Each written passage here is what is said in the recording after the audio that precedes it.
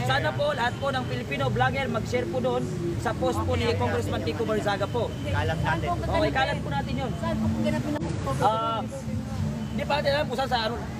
Basta October 3. Basta, Basta i-share yung ano niya. I-share nyo natin. I-share lang natin yung post ni Congressman.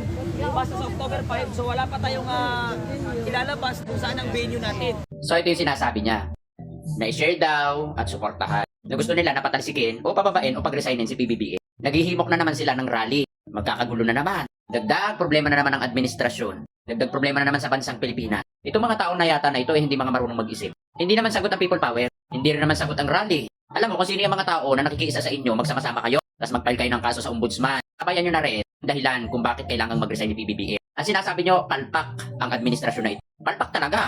Totoo naman yan. Sino ba yung mga palpak? Yung mga pro-Duterte at kahit na si Sara, palpak. Hindi sila nakikiisa sa administrasyon na kinabibilangan nila, bagkus sila pa yung nagiging the number one problema. So ngayon, bigyan mo kami, bigyan nyo kami ng isang dahilan kung bakit kailangang mag-resign ni PBBM at bakit kailangang patalsikin si PBBM. Sa dahilan ng bang nakakalungkat lahat ng mga baho ng mga Duterte o lahat ay nabubuking na yung mga senador na pro-Duterte at protector ng mga Duterte ay may mga anomalya, yung ba ang dahilan? Patatalsikin nyo si PBBM para maging presidente si Sara. Para maulit-ulit yung ginawa ni Digong na pinalaya yung mga magnanakaw. Sino yung mga magnanakaw na pinalaya ni Digong? Si Jinggoy, si Bong Revilla.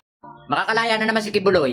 Makakauwi si Digong. Mamanipulay na naman ng mga Duterte ang bata dito sa Pilipinas na dati na nilang ginawa.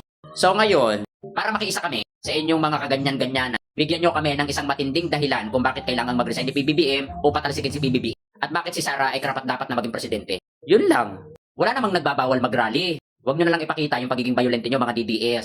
Yung imbes mabawasan ang problema ng bansa, lalo nyo pang dinaragdagan. May tamang proseso ng pagrarally, hindi yung naninira at nakaka-apekto rin sa taong bayan. Kagaya na lang nung nangyari nung nakaraan. Nagwala, nanugod, at lalo nyo pa na ipasunog ang Mindiola. So sa tingin nyo, ano ang maitutulong niyang ginagawa ninyo? Ano bang benefits na makukuha ng taong bayan dyan? Kung may tamang proseso naman, magsama-sama kayo kung talagang kayo ay madadami. Mag-file kayo ng kaso sa ombudsman. President of the Philippines versus people of the Philippines. Pwede po yun. Hindi yung wasakin nyo ang lansangan na pinakikinabangan ng taong bayan. Alam kong wala kayong isip. Pero tanongin nyo ang sarili nyo na kung ano ang mapapala ninyo. So yung tips and godless ha. Ipagpatuloy nyo lang yan. Tingnan nyo kung sino ang napeperwisyo. Tingnan nyo kung sino ang naapektuhan. Di ba kayo din? Well, karapatan nyo yan. Wala nagbabawal dyan. Freedom of speech, freedom of expression. Pero tingnan nyo yung expression at speech na sinasabi nyo. Nanghihimo kayo ng tao para magkaroon ng kaguluhan at magkagulo na imbes masolusyonan ng problema, lalo nyo pang dinaragdagan, pinalalaki nyo pa.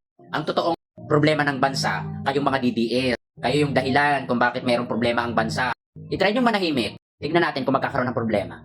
Kayo ang problema, hindi ang presidente. Kayo yung salot. Marami pang problema, dinaragdagan nyo pa. Huwag nyong panindigan ang pagiging tanga